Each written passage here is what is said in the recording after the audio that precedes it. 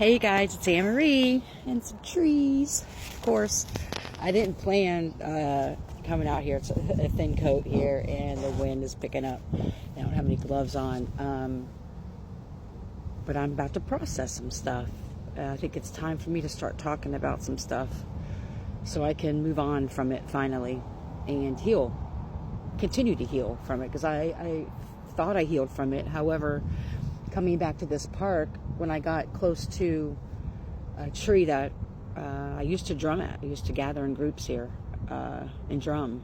Some of my fondest memories were here. And I really haven't been back here since the last time I went to a circle. And so I started to feel a little sad, I started to have these different emotions. And I was like, okay, let me sit down here and process this. What's going on, Anne Marie? And when I share these things, it's sharing my process and how I healed from it, and hopefully others may get something out of through the story that I tell, and how I was able to overcome it, and how I was able to recognize and trust my intuition more, and all of the lessons I learned through this that I'm just now realizing that I've learned through it. It's exciting. So I used to be a student of shamanism. And of course, there was the shaman teacher and other students, and we would always go together in group. We did everything together. It seemed like, especially when it came to drumming events, we'd actually have movie night at my shaman teacher's house with him and his wife, and a lot of events. And I remember the last time that I was here, there was already I guess you could say, a conflict with another student. And she had already pulled back her energy, from me, and dragged on having to have a conversation with me about something that happened 6 months to a year prior. And I'll tell that story too, how I recognized it was like my mother, when people withhold love and energy as a form of punishment and ignore you. And I'll tell that story another time, because I got a lot of realizations. This whole experience made me really strong, and to really recognize a lot of cycles that were occurring in my life, in every aspect of my life. So this was just like the straw that broke the camel's back to force me into healing and really acknowledging narcissists and codependency, and always being the scapegoat and the problem in every situation, right? So the last time I was here drumming, now it was an unspoken actually it was unspoken, because it was said anytime that our teacher asked us to drum on the big drum. As students, we were supposed to drum together to show unity and all that together. And the last time I was here, I remember her not even standing up to hug me. And then when we were asked to drum on the big drum, she refused to drum with me on the big drum. And it was like a spit in my face, because even to the naked eye people who were going to the circle, they wouldn't have recognized these things, but there was a lot of underhanded shit that was going on that led up to this. And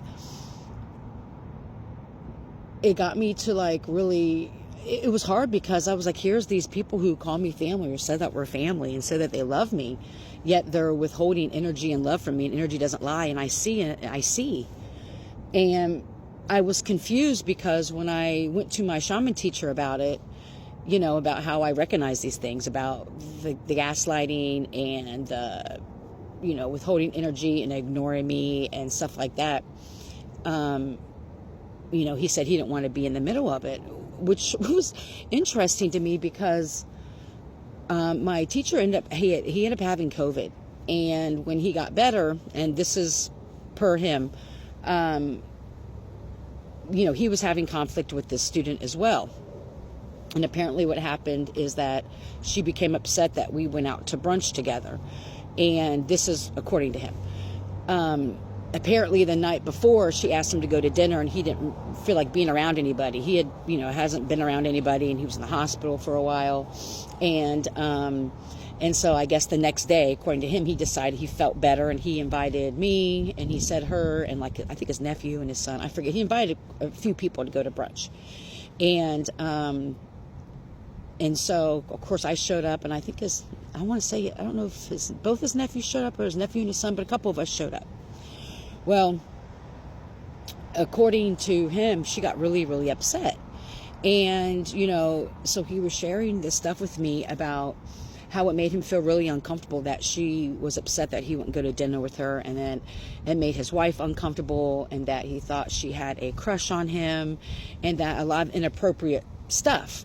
And so I already kind of recognized being put in the middle, and I said, hey, this is not I'm another student. It's not okay, And I tried to stay as neutral as I could. And I shared with him, as I shared with her when her and I had the last conversation we had, that a lot of times when people have grown up in very traumatic households or a lot of anxiety or things like that, that it literally changes the wires, I won't get technical, but changes certain neurons in your brain where you actually perceive things differently and don't perceive them as they are.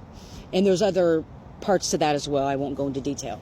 And so I shared that. I said, maybe, that's what it is, but that's something that maybe you and your wife need to talk to her about, because I have nothing to do with that. I didn't want to be put in the middle of it.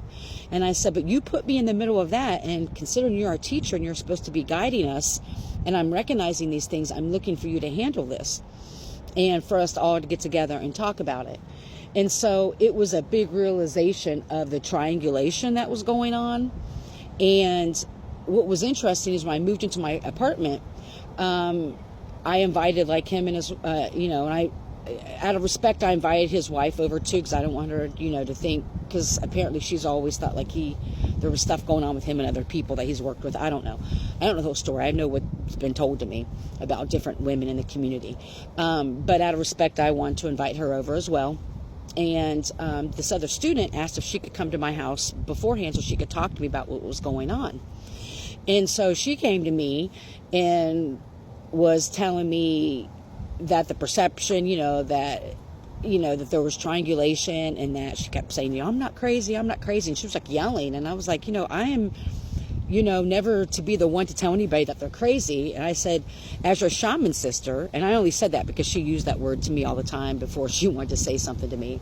And I said, as your shaman sister, I said, I'm asking you to look at it from a higher perspective and just maybe from his point of view. And I said, but I don't even like being in the middle of it. And so she came over like an hour or two before they came over. And of course, I wouldn't even get into that situation either, but they came over, and because him and her weren't even talking at that point because of, I guess, it made his wife feel uncomfortable, and he thought that she was being too clingy with him. This is his words, too clingy and too needy with him.